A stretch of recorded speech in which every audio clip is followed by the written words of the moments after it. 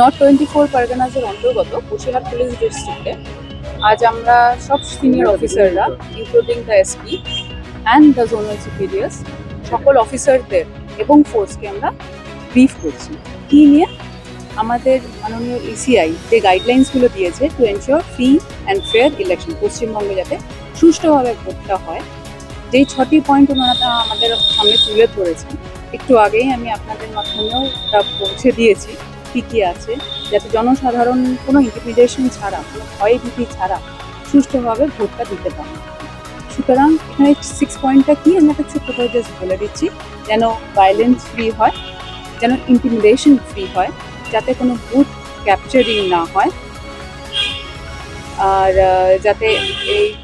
যাতে কোনো booth capturing না হয়, যাতে ক্যাচমেন্ট এরিয়া ক্যাপচারিং না হয়, যাতে ছাপ্পা ভোটিং না হয়, সেগুলো যাতে এনশিওর করা যায়, সেটার জন্য আজ আমাদের সকল সিনিয়র অফিসারদের আপনাদের মাধ্যমে জনসাধারণকে পৌঁছে দেওয়া যে চিন্তার কোনো কারণ নেই, ফ্রি অ্যান্ড ফেয়ার ইলেকশন পশ্চিমবঙ্গে হবে।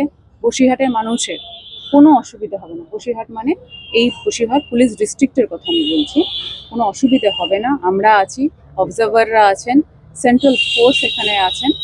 কোনো অসুবিধা হলে জানাবেন।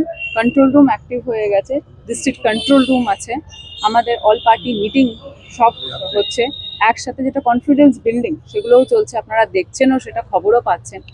তার সত্ত্বেও যদি আপনাদের মনে হয় যে কোনো জায়গাগুলো আমাদের দেখতে হবে, কিছু আমাদের জানাতে চান, আপনারা নিঃসংকোচে জানাবেন। আমরা আছেন, ডিটেলস গুলো আপনারা পরে পেয়ে যাবেন, আমরা দিয়ে দেবো। এই মুহূর্তে আমাদের যেটা জানা, সেই সব থানাগুলো এলাকায় আপনাদের কি ব্যবস্থা নিচ্ছে?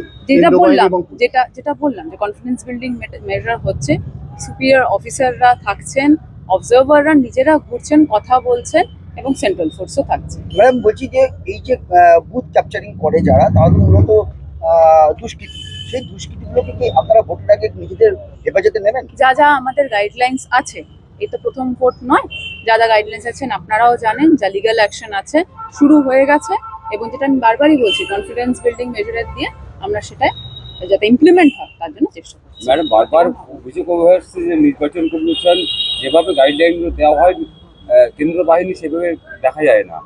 যখন যে কোনো একটা বুথে সমস্যা হলে কেন্দ্র বাহিনী পৌঁছতে দেরি করে, সেরকম কিছু হবে না, এটাই আশা করা যাচ্ছে, কারণ যথেষ্টভাবেই আমাদের সিএপিএফ এখানে কোম্পানিজ ডিপ্লয়েড হচ্ছে এবং হবে।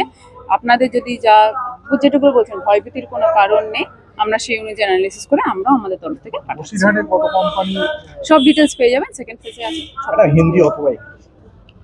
হিন্দি অথবা ইংলিশ, যেটা বলেন।